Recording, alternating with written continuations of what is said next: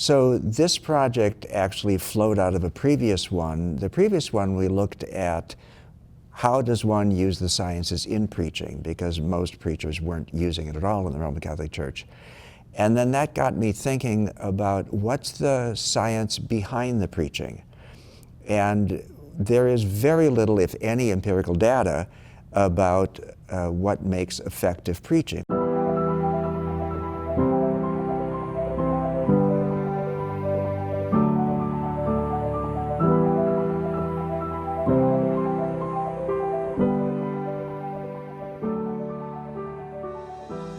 So my name is Edward Foley. I am a Capuchin priest. I taught here at Catholic Theological Union for 36 years, and I'm now the Duns Scotus Professor Emeritus of Spirituality and retired Professor of Worship and Music. And I'm directing this grant in Neuroscience and Preaching, as well as another grant on Preaching with the Sciences.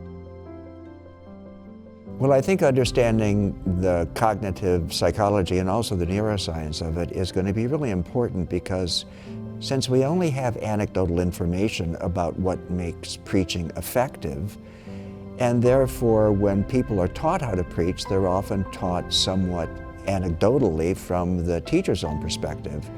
But if we have some data, and there are some hunches because there are some data around things like narrativity, and metaphoricity, using metaphors, that makes it more effective.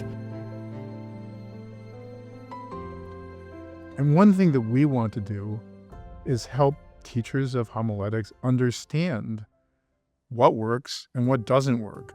And it might be that all of their beliefs are correct and we have empirical support for them. And then the next person who writes a book on how to do homiletics will have good evidence to support the arguments they make. It could be that some of the things they believe are not quite right, and we can inform them about how to improve what they're doing. And so our goal here is just to find out, how do homiletics work? How do homilies affect people? What is effective and maybe what is not so effective? And that can help teachers and preachers improve what they do. My name is Howard Nusbaum. I'm the Stella M. Rowley Professor of Psychology at the University of Chicago and Director of the Center for Practical Wisdom. I'm the principal investigator on the Preaching and Neuroscience project with the Catholic Theological Union. Well, when you think about the conflict between religion and especially Christianity, what comes to mind is the Galileo event and the Galileo effect, where the church condemned him because of his interpretation of Scripture, actually saying that the earth was not the center of the universe. And it took the Vatican just 300 years to admit that he was right. But I think one of the things that happened, especially in Roman Catholicism, is that in the Second Vatican Council between 1962 and 1965, there was a statement about the church living in the modern world. The Vatican has an office of science, actually.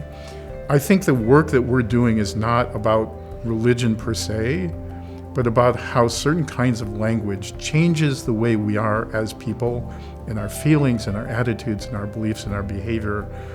And that's important to the Catholic Church. That's important to anybody who preaches. That's important to politicians who give speeches. But it's really important because it's about human understanding of language and its impact, and that's important to religion. A fundamental goal here is to provide empirically based data that will be helpful to homilists. So they don't necessarily need to understand all the scientific studies, but that we will have empirically based, not just people's instincts or not just people's hunches, but that we will actually ground the direction in credible data, so that they have solid footing for moving forward, for improving their homilies.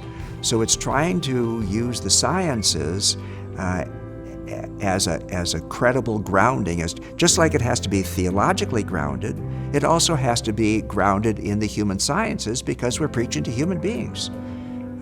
And hopefully the scientific grounding will allow preachers to be more credible, more effective, more engaging, and to light the match so that the encounter between God and people is more effective.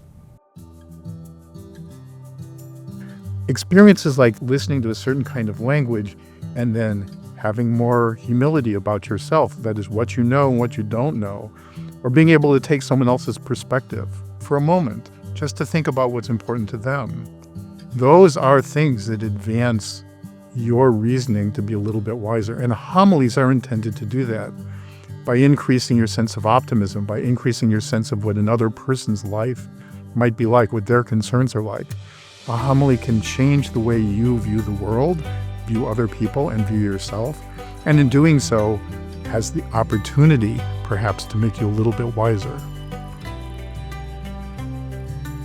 And so if we're preaching wisely, if we're preaching human dignity, if we're preaching about those fundamental moral values that are at the heart of the study, then we're not only teaching people or inviting people into full Christianity, we're inviting them into humanity.